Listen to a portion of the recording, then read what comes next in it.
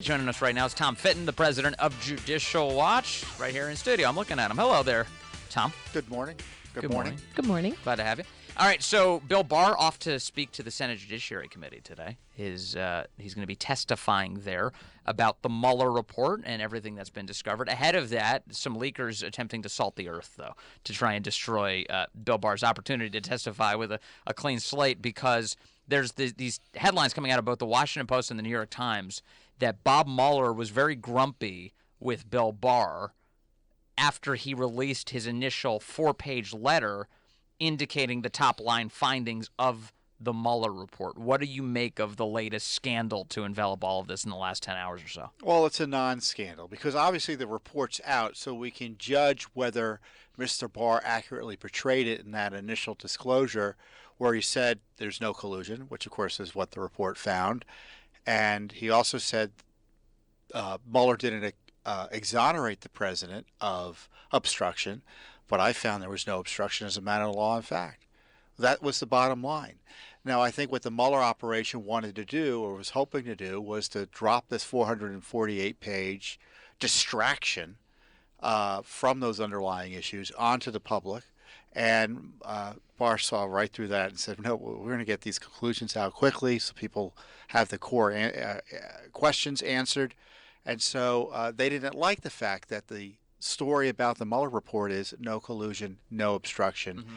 And that letter, which I think was probably written by the Andrew Weissmans, the nasty anti-Trumpers on Mueller's staff, Mueller signed off on, was written, and it just shows you the corrupt arrogance of the Mueller special counsel operation, that they would think they'd get to write a letter to the Attorney General of the United States complaining about the media context of work they were hired to do. And this, again, proves why there shouldn't have been a Mueller report, because it was always a political tool to attack the president. It didn't work out well for them, and that's why they're angry at Mueller. That's why they're angry at Barr. Mm-hmm. But doesn't this play into this Washington Post story and this leaking of this letter? Doesn't this just play into Trump obstructed, Barr's trying to hide it, and that's the narrative that we just keep hearing over and over? And the left is convinced, and the media carries their water for them, that that's what came out of the Mueller report. And this is why we need to continue to subpoena and investigate through 2020. I think that's a fair analysis of why they're pushing this out. I would suspect the Justice Department actually leaked this to get it out before it was brought up at the hearing, so they got ahead of it. Really? But who knows?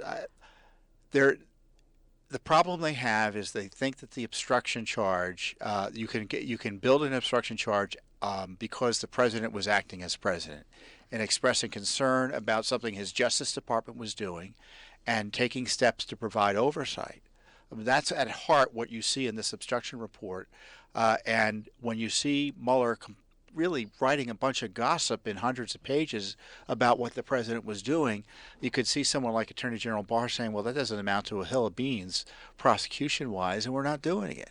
And, my concern is that the Justice Department has put itself through Mueller, and Barr semi-endorsed it by allowing the report to be published as the arbiter of what the president can do as president. Right. And that's really an assault on our system.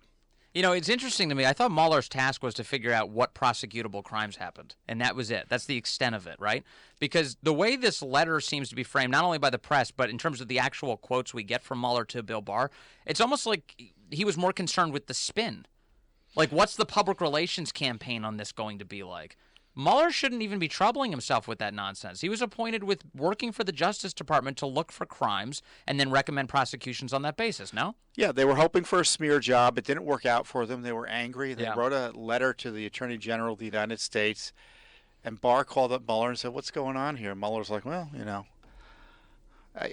nothing's going on here. And, to show you that it's not about what Mueller says, you have now the Democrats in the House trying to refer one of the witnesses in the report for prosecution. Well, Mueller had that information and didn't recommend a prosecution. Right. So they're just grasping at straws at this point. But it's a distraction to the president. Look, we've got this crisis in Venezuela.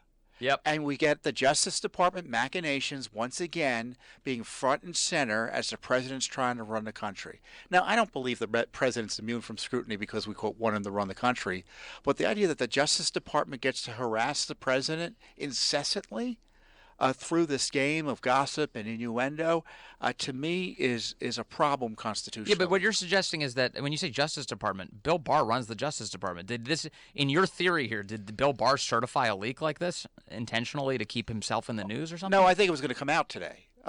This letter was not going to remain secret. Okay. It was going to have to come out. But I don't know who leaked it, but it was going to come out. Yeah. Okay, all right, more with Tom Fitton in a moment.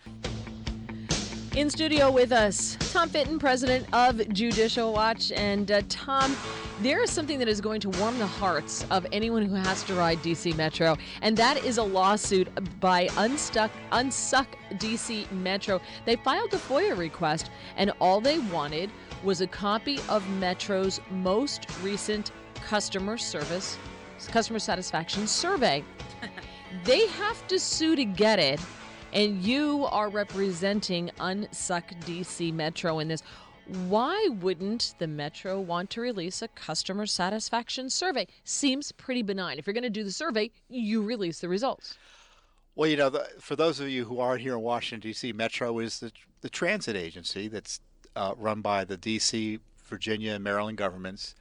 And they, quote, run it, but they use federal tax dollars to do it in large measure. So there's massive amounts of money nationally that flow into this dangerous, corrupt, financially unstable, with a system that has a declining ridership. So they don't like negative press, as you might imagine. And you would think that we're not even asking for the answers to the survey, although we probably should get them.